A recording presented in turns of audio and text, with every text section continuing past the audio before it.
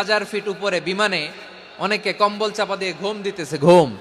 এই বিমান 40,000 ফিট উপর দিয়ে পাইলট চালায়া এটাকে আফ্রিকার জঙ্গলে নিয়ে যায় নাকি ভারত মহাসাগরে নিয়ে যায়, তার কোনো টেনশন নাই, সে ঘুম। কারণ তার পাইলটের উপর, এই এয়ারলাইন্সের উপর বিশ্বাস আছে যে সকালবেলায় এটা জেদ্দা আন্তর্জাতিক বিমানবন্দরে ল্যান্ড করবে। ঠিক কিনা বলেন? বাবা বাবা তার কলিজার টুকরো সন্তানকে, ছোট্ট ছেলেটাকে দেখবেন মাঝে মাঝে আদর করে এরকম শূন্যে ছুঁড়ে মারে। তো মেয়েটাকে শূন্যে ছুঁড়ে মারলে দেখবেন মেয়েটা খিলখিল করে হাসে, খিলখিল করে হাসে। ও যদি নিচে পড়ে ওর হাতও ভাঙবে, পাও ভাঙবে, তারপরেও হাসে। কেন হাসে? কারণ মেয়েটার বিশ্বাস আছে যে আব্বু আমারে ছাড়বে না, আব্বু আমাকে ঠিকই ধরে ফেলবে। চিল্লায় বলেন ঠিক কি না? ও আমার প্রাণের ময়মনসিংহের ভাইয়েরা, এই জমিন চলে বিশ্বাসে। বিশ্বাস এই পৃথিবীর সবচাইতে দামি সম্পদ। এজন্য একজন বিশ্বাসী জমিনের মধ্যে বেঁচে থাকলে এই জমিনের উপর আল্লাহ প্রলয়ঙ্কারী কিয়ামত দিবে না। এজন্য আল্লাহ বললেন ওয়াল মুমিনিনা ওয়াল মুমিনাতি, বিশ্বাসী পুরুষ এবং নারীকে আমি আল্লাহ বড্ড ভালোবাসি।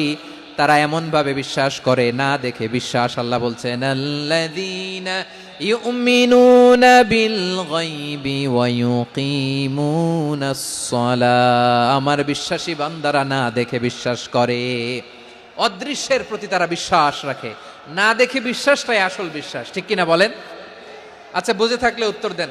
আমার হাতে 3টা চকলেট নিয়ে যদি আমি বলি এই যে আমার হাতে চকলেট, তুমি বিশ্বাস করো? আপনি তো বলবেন করি, কারণ চকলেট তো দেখা যায়, বিশ্বাস না করে যাবেন কই?